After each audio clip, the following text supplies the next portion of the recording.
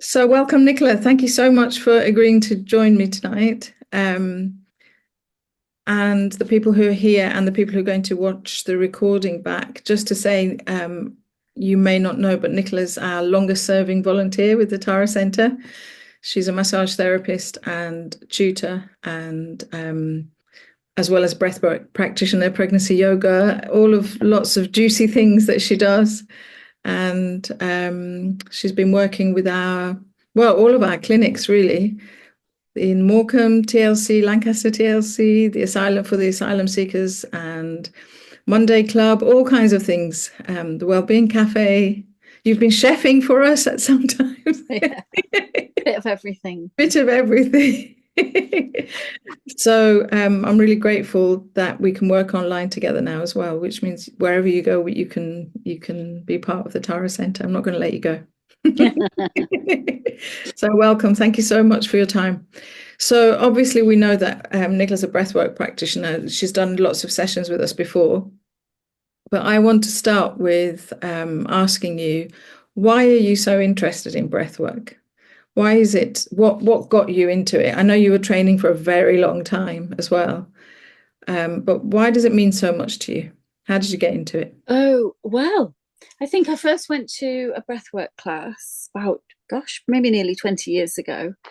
And I was just living in a different place, living in Leamington Spa, and saw it advertised, didn't know anything about it. And I went, and it was spectacular. The people there seemed to be tapping into resources, into their creativity. They seem to be able to drop a lot of their hang-ups and things. And yeah, I wasn't really involved in anything spiritual at all. And I noticed a profound effect just from going to one session. So I just started to pursue it more and more. And I'd certainly in those days suffered from tremendous shyness, actually, and very self-conscious and very embarrassed, and not at all extrovert or confident. And I can actually put the change in me becoming more confident down to taking up the practice of breath work. I really found it profound experientially rather than intellectually. It wasn't that I was thinking anything about it or analyzing it in any way. I just found that as I practiced breath work, I became more confident. And what impact did that have on your life, do you think? Um, well, it's astonishing, really. I mean, I look back, and the whole time I was at primary school, secondary school, and university, I never ever once spoke, never. I had this real extreme shyness, and it just started to kind of break it down. Practicing breathwork just started to allow me to feel more comfortable in my own skin. Isn't that beautiful? Yeah, Isn't that what we want from everything? yeah, to feel Anything we comfortable in practice, to our own be skin. comfortable in our own skin. Mm. That's beautiful. And when did you think that you were going to become a practitioner? How did that come about? Well, I just started to go. I had one teacher in Leamington, and she'd been teaching for decades, and so I just started to go on all her retreats, and then followed her training, which is quite a rigorous training. It's a few years. You have to first attend the modules, and then you have to re-attend them, and then you have to assist teaching them, and then you have to do lots and lots of case studies and get very, because it's a very trauma, because the type of breathwork I first trained in was very trauma aware. You have to be very carefully supervised for quite a number of years because you're working with people processing their trauma. And then it's quite an unusual training. The final week that you do with your colleagues that you've been working with for years. And you have to get up and you have to do a talk on how breathwork's changed you and how you're going to use it. And then they have an anonymous vote whether they think you should be, you're up to the job of being a teacher. which is quite nerve-wracking. And the year I did it, I was the only one that got voted in, which was Really embarrassing, to be honest. Yeah, and they all had to go back and do it again. Yeah, and it was anonymous. You don't know who's voted or anything. And they do the vote straight after you get up, and you kind of have to speak from the heart and talk about your journey. Wow. So just as you were talking, and also we were talking before we started recording about different kinds of breathwork practice, we see this, it's become a thing at the moment, hasn't it? So, you see it in lots of places. And what I was really interested in asking you is, can you tell us what kinds of different breathwork practices there are? Yes. So that because when we were talking about offering breathwork at the centre, if you remember, because we're both pretty obsessed with keeping people safe and trauma. And we have these conversations a lot. And I remember asking you what kind of breathwork, this is years ago, what kind of breathwork you practiced. And we talked about what the kinds that wouldn't be helpful for people living with trauma. So can you give us some kind of yes, a continuum of maybe where it started and where we are now and where it's you really are? interesting. Yeah. Because when I started, I was doing my first training was in rebirthing or cathartic breathwork. But then I've noticed other people have followed the same path as me autonomously, independently. I started to think there was a place because it's a very dramatic and dynamic type of breathing that. And I started to realize there's a place for a gentle, nurturing breathing, which of course has been going on with pranayama for thousands of years and all sorts of other breathwork practices. This is very ancient practices of gentle breathwork. And I started to notice that the neuroscience of the last 15 to 20 years is really validating ancient breathing practices. And so I then trained in all sorts of really somatic breath work that brings you into the here and now, and that allows your nervous system to be able to step down and down regulate. So there's everything from this type of, from on one side, there's cathartic, dynamic, transformational breathing, that's big, heavy breathing that allows the body to release. And then there's dozens and dozens and dozens of types, all the way to very slow, very gentle, very somatic, being it fully in the body, really gentle. Very gentle breathing is usually nose breathing because it automatically slows everything down, with perhaps some gentle breath holds, but nothing that pushes your body into stress, because even breath holding can push the body into stress. I'm a hypnotherapist. I've even done a course that was breath work for hypnotherapists, that's just about imagining beautiful things whilst you're breathing really gently. So there's lots of really nice gentle breathing techniques. And now the more that they take the body and scan it and watch how breath is affecting the brain and the nervous system, the more they can play with that and find very gentle ways of affecting our state through our breath. So there's even a breath I teach that's a jaw breathing that's really gentle, that gets us into a lovely gentle theta state, and that also works physiologically, allowing the jaw and all the connective tissue around the jaw to release. Do we want to practice that now? Oh, we could do, yeah. I think 10 minutes of talking might be enough. Great, yeah. We'll do some practice. I'll take myself off the screen, and if I can work out how to do it. And maybe you'd like to lead us just for 5, 6, 7 minutes, whatever feels right, and then we'll come back and have another chat. Sure. So we're going to be breathing through the nose if we can. If you're blocked up and you can't breathe through the nose, it's not the end of the world, but try and breathe through the nose. And this is actually called holographic breathing, and this works. We're going to connect the jaw and the breath. So I'm going to talk you through it because it's a little bit unusual and a little bit hard sometimes to get the rhythm right, because we're going to be moving our jaw slightly whilst keeping our lips closed. So if you close your mouth, and then we are going to, every time we inhale, we're going to drop our jaw slightly whilst keeping our lips closed. And as we exhale, we're going to bring the jaw back up. So really slow, gentle breathing through the nose as well. Nice and slow. Breathing in, dropping the jaw. And breathing out and bringing the jaw back up.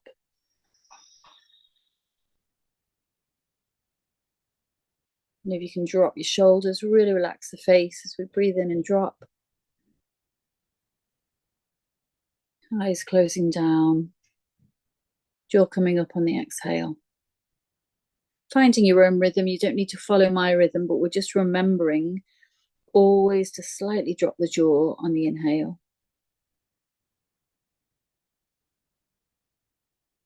And bring the jaw back up slightly on the exhale.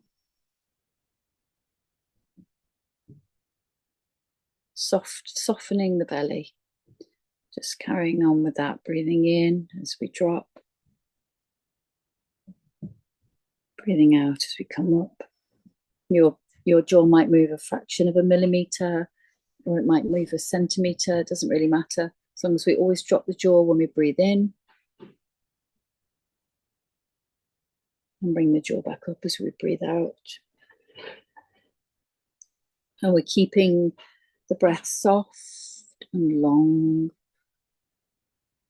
gentle. Breathing in and dropping the jaw. Breathing out and bringing the jaw back up. And as you do this, always dropping on the inhale. Bringing the jaw up on the exhale. At first, you have to consciously do the move of dropping on the inhale.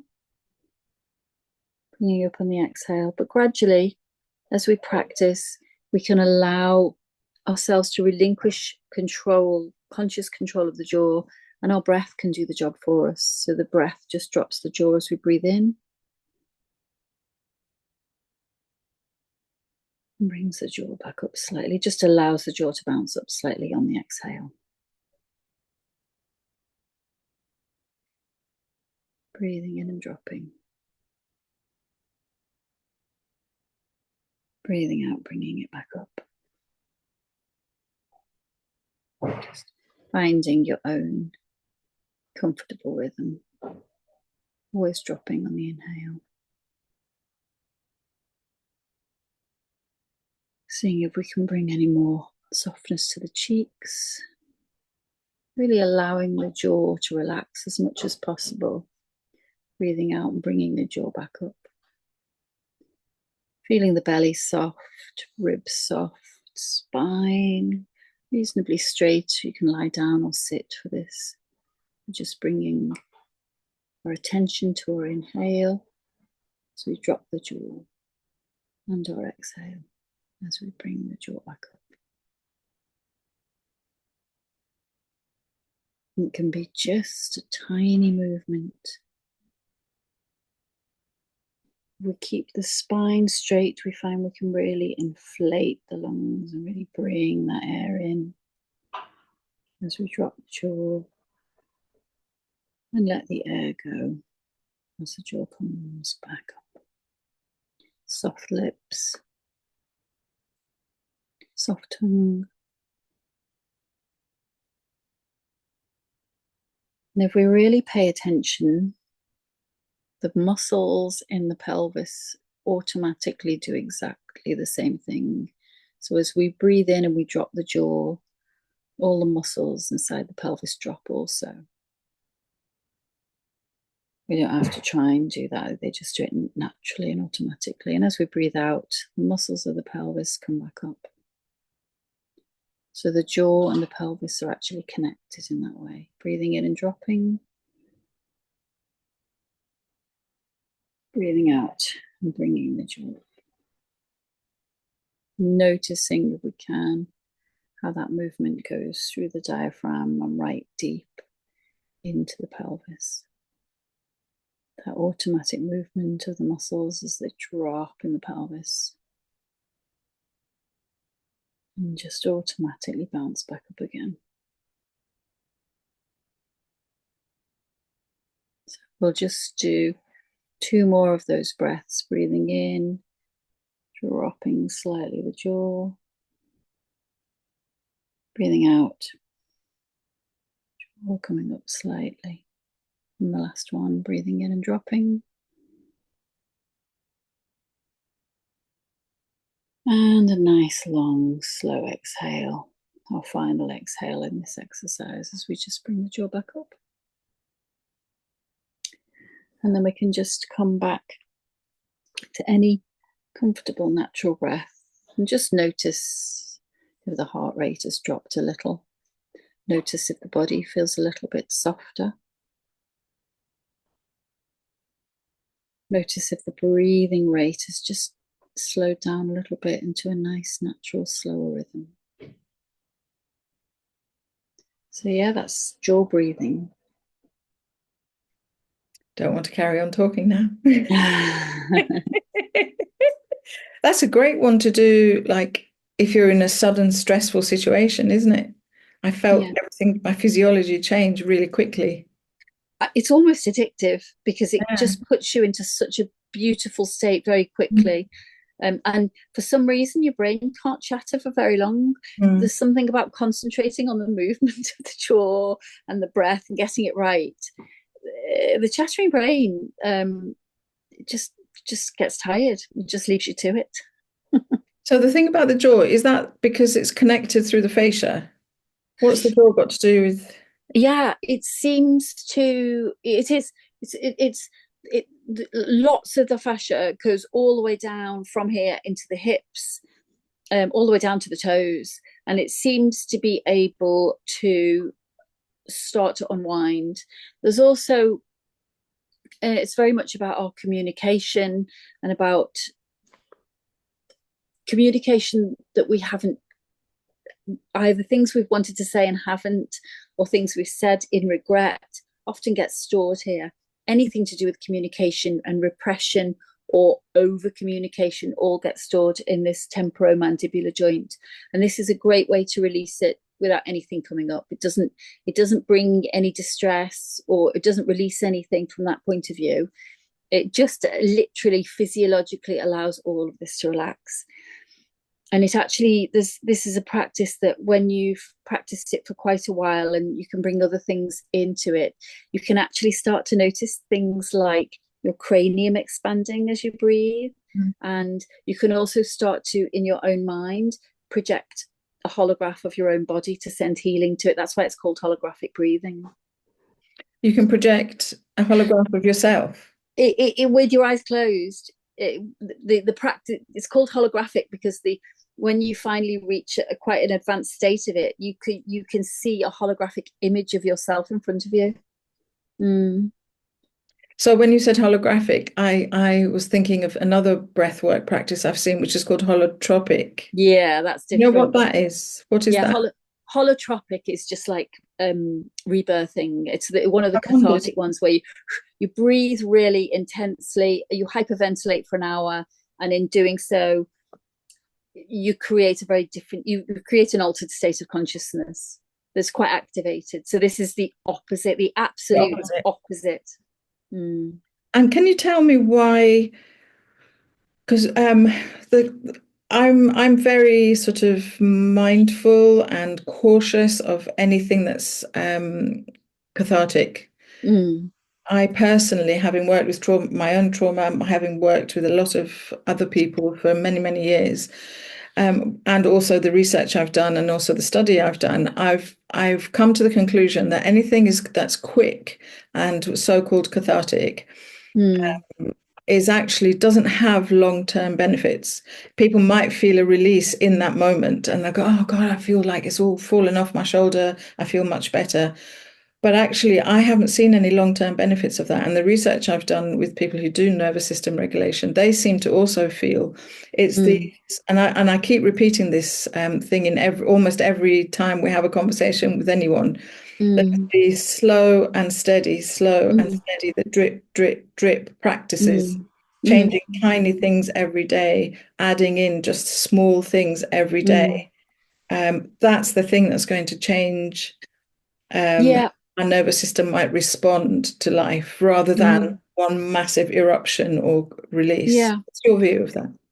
Yeah, I know what you mean, but I have seen profound change, and I think it's horses for courses. There are certain people that are resilient in a way that suits catharsis, and it seems to be sometimes people have had years of therapy, they've almost reached the end of the line, they're very aware, they're quite body aware, they're quite aware of some of the issues that, you know, coming from their childhood, and even perhaps ancestral patterns that they just can't nail. And sometimes catharsis can be just exactly what they needed. But you're right, there is a great need for gentle somatic breath work for everyone. It suits everybody, the gentle stuff. And I'm also a little bit nervous, a little bit suspicious of some of the sporty breath work that's also cathartic. You kind of get into ice water, the Wim Hof, the very masculine. I think that suits some people great. I've done the course, it was fantastic. It wasn't for me at all. I would like to move to a more gentle, maternal, sensitive breath. Even if I'm doing catharsis, mine's a lot more gentle than some people's, because there's also a mentality, you know, go hard or go home, and that type of thing. Push, get through it. Climb a mountain in your shorts in the ice, and get into the cold water and breathe till you collapse. And that's fine for some people, and it certainly suits the Wim Hofers. It's great, but I personally think there's a lot of there's gaps that are much more. You can still do catharsis and be a lot more nurturing than that. But I know what you mean about catharsis, and I do see people getting it. Sometimes it's a bit of a festival thing, you know. I've done loads of drugs, and I love big experiences, and and almost like an extreme sport type of edge to it, and certainly that can be problematic. And I've seen that a lot. I've seen people look for breath work instead of drugs. Yeah, looking for the next high. Yeah. Unfortunately. So in terms of, we'll do another practice in a few minutes, if that's okay. And so just before we do that, I wanted to ask you, what are the things that if people want to take responsibility for themselves when they enter, because you won't be the only person, they might do breathwork session.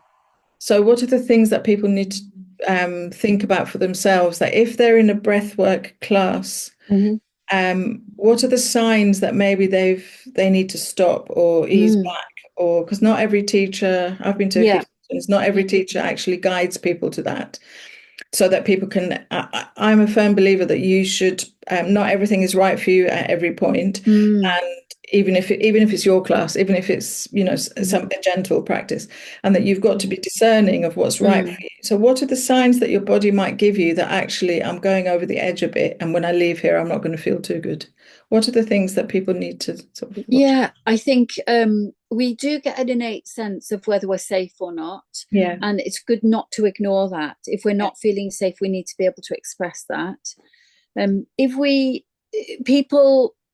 If you're talking more the dynamic breathing, then if you're having trouble at that time with feeling you're not connected to reality, or very traumatic stuff's coming up for you, it's not the time to do anything like cathartic breathing. It's the time to do slow, gentle breathing that brings you back to your body. You can't beat in any situation that's potentially causing distress. You can't beat slow, really slow breathing that brings you back fully to the body, and with full body awareness of where the breath's going and how the breath is acting on the body. And the slower and the longer, the better, if you're wanting to bring yourself back. I think an overlarge group of breathers is a bit of a red flag, because the teacher needs to be able to respond to each person and deal with each person individually. So that would be a red flag if you walked in and it was a huge room of people and you were all expected to get on with it. I think that would be difficult. And I'm starting to, I've recently noticed things like I was being invited regularly to a retreat center, and she had these really bright neon lights on. And I noticed that I wasn't feeling, my nervous system felt completely safe. And I started to turn the lights off and have really low lighting and gentle music. And I felt the difference in my nervous system. I felt a little bit exposed when it was all set up with lights and louder music. There's so many things our nervous system it keeps its eye out for, you know, safety wise. Even things like, where's the door, where are the windows, how many people are in the room, do I feel safe? Yeah. And I think if we really check in with ourselves, we can usually get quite a good idea of whether we feel safe or whether we're protecting ourselves from too much turbulence from other people even, and things like that. Yeah, so it's okay to get up and leave. Yeah, most definitely. And to check in and online. To say, yeah, and to say, and to communicate to the teacher, actually, I have a question, I'm not feeling safe in my body, or this is, my body doesn't feel right. Really communicating with the teacher, and the teacher should be able to respond really well in holding that person and talking them into some somatic exercise that they think, oh, I'm okay now, I feel myself again. Great. So sorry I interjected, and I said the same goes for when you're online. I think if something doesn't feel right, it's okay to just not do it. Oh, absolutely. Open your eyes if your eyes were closed, have a stretch, step out, literally move your body. Look around anything. Put your feet firmly on the ground, and stand up is a great one. So it also sometimes putting your arms in the air and having a bit of a stretch. Anything that brings you back to you and disconnects you from whatever is not useful and healing for you. Exactly, yeah. So that's really important to say always. So do you want to guide us through another short practice? Yes. So we're going to do 360-degree breathing. So we are going to get our hands and we are going to put them on our sides, right into our ribs, so that we can feel the breath. And we're going to push our hands in to the ribs. So when we inhale, we're going to inflate the ribs, and our hands are pushing in and our ribs are pushing out. So we're accessing the sides of the body. So let's just take a few breaths like that. Actually, for this, let's breathe in through the nose and out through the mouth. But really pushing out to the sides, and the hands are pushing in. And then we're going to get our hands and we're going to put them on the front of our ribs. And we're going to see if we've got any rib flare, which is a sign that we're not breathing particularly well. So are our ribs at the front sticking out, or are they nice and flat? So we're just right across the very bottom bit of the ribs. And we're going to breathe so that we push out to the front, which is the easiest in a way. So breathe in and breathe out through the mouth. So our hands are on the front of our ribs and they're putting a little bit of pressure. The hands are putting a bit of pressure into the ribs because we're breathing out against the hands. So we're really accessing our diaphragm here, our big breathing muscle here.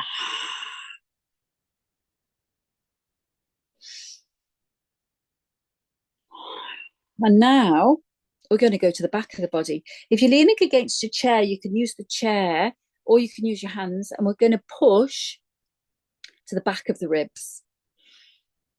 So all our focus when we inhale is we're inflating the back outwards. And this is a really important one that we often forget to breathe, but actually it's great for unlocking the ribs and it's great for good breathing. So breathing out into the back. And our hands or our chair, again, we can do this lying down or sitting up, are pushing against the back. So we really get that feedback from something in the back. So we inhale and exhale. And then we're just going to relax and try and integrate those 3 breaths. So we're going to imagine we're a barrel and the whole barrel expands. We inhale, The sides expand, the back expands. And the focus isn't on the front expanding so much. It's really more on the sides and the back expanding, because the front automatically expands. So breathing in. So that 360-degree breathe, and then breathing out. This is great for their digestion, great for any pelvic floor issues. Great for asthma, great for unlocking any breathing dysfunction.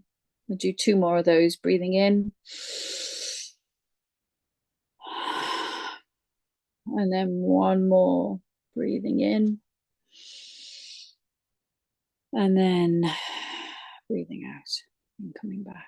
So that's not so much a meditative breath as a breath just to start to oxygenate us, helps clear the mind, helps to allows us to feel a little bit more energetic. And it's a good practice for encouraging a good breathing technique. That one was much more activating. Yeah.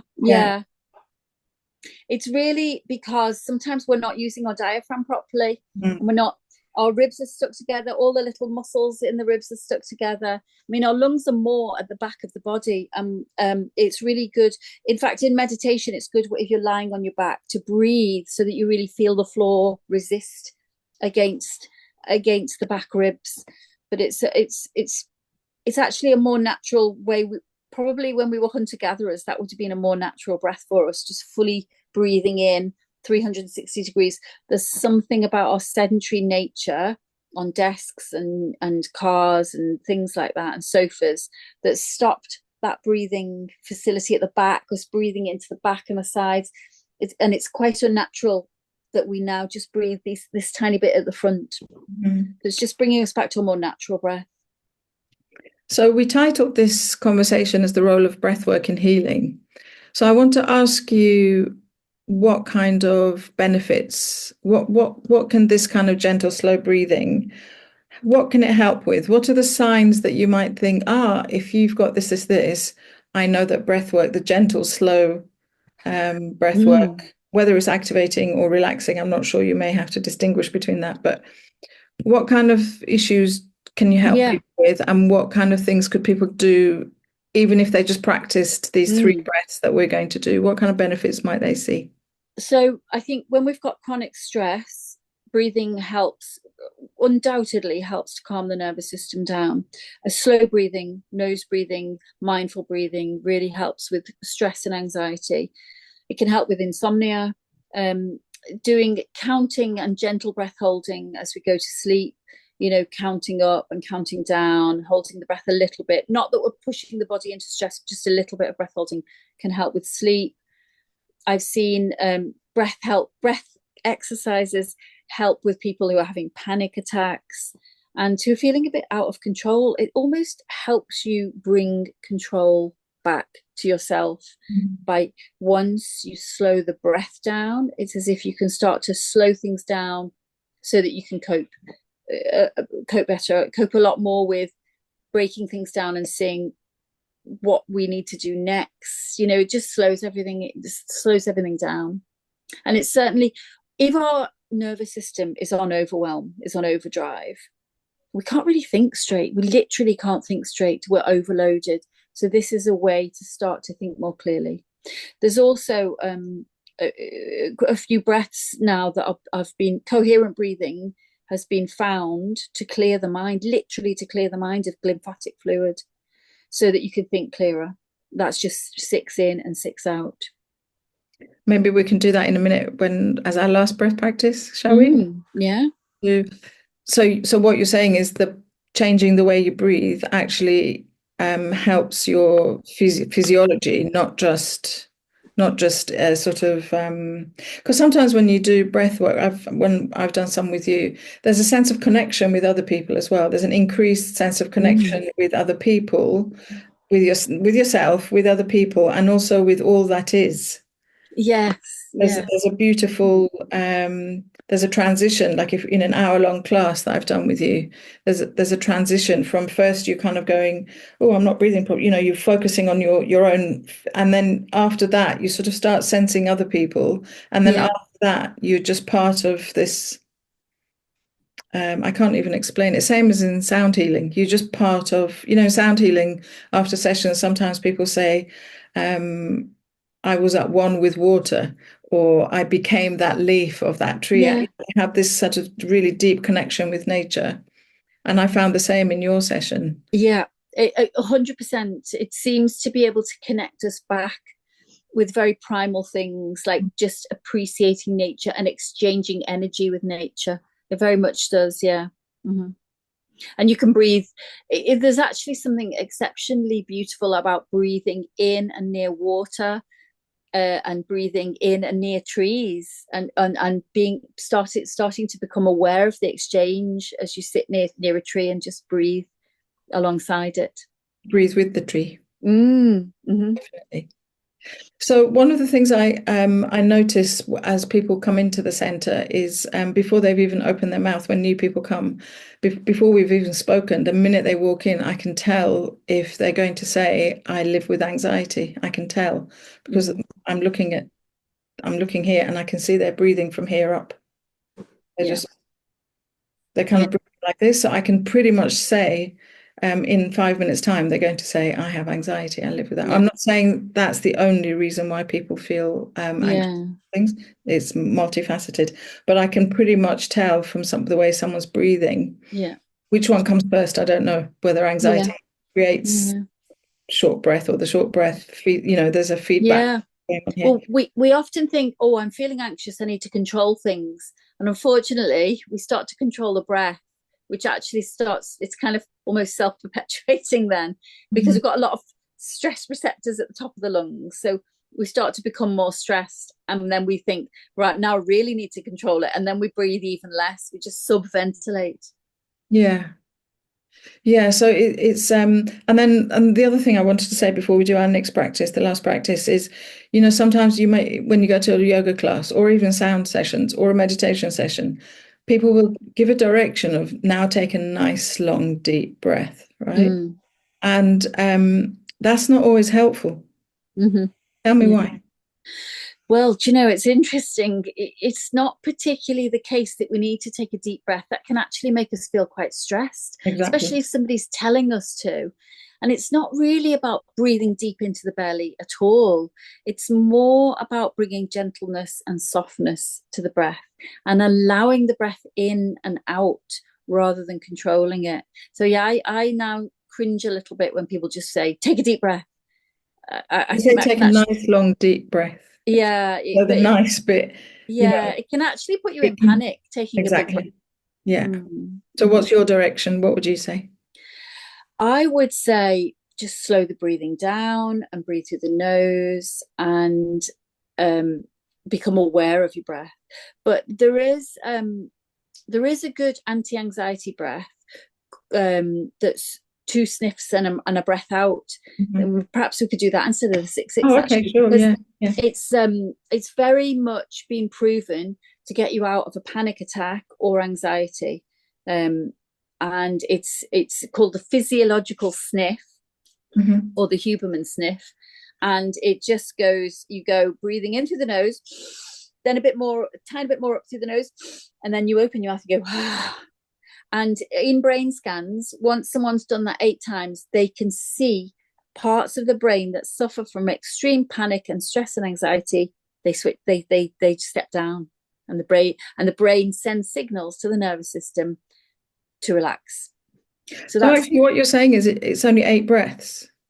Well, they just said it takes about, that was what the science said. It takes about 8, about 6 to 8 of these for them to see a difference when they scanned brains. So it's not like people need to spend an hour every day doing breath Not work. this one. No, not at all. And if you look at it, it's exactly what a child would do to calm themselves down. We've probably all been in situations where something like a car crash happened and we've gone and we actually know So our body is telling us this will calm me down. Mm. So I think Really? we've probably all done it. We've probably all seen children do it at some point. Mhm. Yeah. Excellent. Should we practice that one? Yeah. Yeah. Okay. So And if it's, sorry. We'll do it 7 times, shall we? Yeah, and I was going to say if anyone who's watching either live or on recording, if you start doing it and it doesn't feel right for you, please, exercise discernment and don't do it. I think it's really important to always say that. Yeah. Okay, I'm going to spotlight you. Okay. So I'll just talk you through it once before we go through the 7. So we're going. And if you make a little bit of noise out of the mouth, even better out of the back of the throat, but you don't have to as long as you open your mouth. So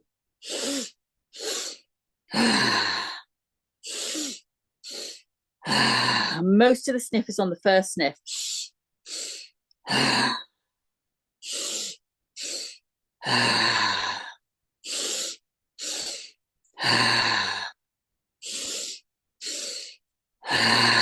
Last one.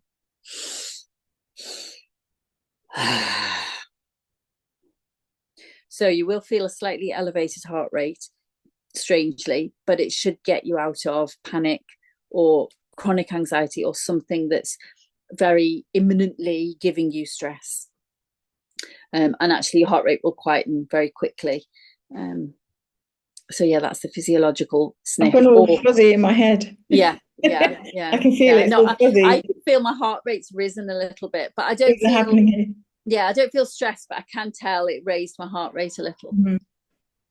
So, when you're breathing in, how are you breathing into your capacity? Is that how far you're breathing?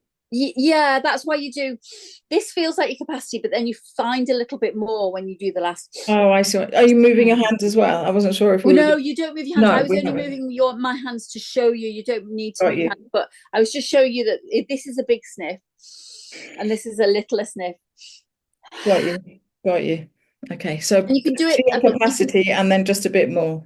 And you can do it slowly, but there's just something I haven't researched the science behind why it works. I just know that there's a professor in Stanford who's promoting it because he's seen these changes hormonally, cortisol wise, and brain scan wise and things.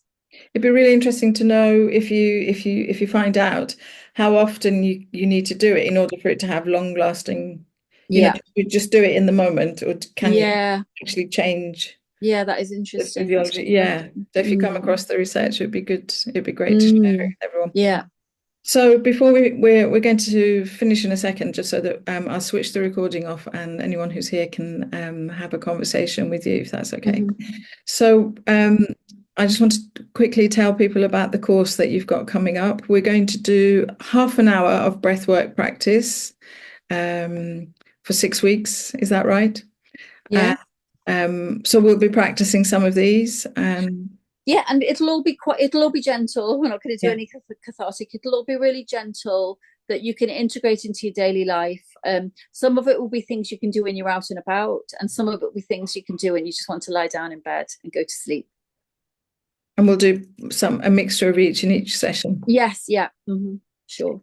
And we decided to keep it to 30 minutes because my capacity to be online is really reduced because so many things are online now. Yeah. And I know when we do the Tara Center Qigong classes, half an hour actually feels enough. Yeah. So I think half an hour of breathwork rather than an hour-long session. I think half an hour would be good, and it's manageable in a sense. And if you wanted to continue the practice and watch it, at least it's half an hour, not. And you could do some of them. You don't have to practice all of them. Yeah, and people usually find their favorite one, and they have an affinity with one particular type. Yeah. And last time we spoke, you mentioned an app. Do you want to just mention it? And we'll probably mention it in the class as well. But it was really helpful. Yes, I've looked it up a few times. Yeah. Yeah, it's just getting it up. International Breathwork Foundation. IBF. It says on. Yeah. And they have. It's great. You can pick from a relaxing, an energizing, or a coherent. And the coherent is the one that they've studied and that seems to clear your brain. And creates balance. It doesn't either relax or activate you. It just creates balance and makes you feel quite clear-minded. It's very good for brain fog and things. Very good for long COVID. And in the app, you can set your timer, can't you? Yeah, you can set your timer and something will ding and tell you what to do and when to do it. Because I chose a gong. It showed me. And I found that to be quite helpful, just to have, it's like having a friend with you to do it with. A reminder. Yeah, it was really useful. So Nicola, thank you so much. I'm going to stop the recording now. We'll continue the conversation. And if anyone's watching this before next Wednesday, feel free to join us. You can go on on our website and sign up for the calls. And would you say that it's okay for people to come to some of the sessions, not all of the sessions? Yes, most definitely. Yeah. So that'd be okay. So if anyone's watching and you want to join us, just get in touch with me or go on the website. Thank you so much, Nicola. It's been brilliant as always. And I can't wait for next week. Has anybody got any questions?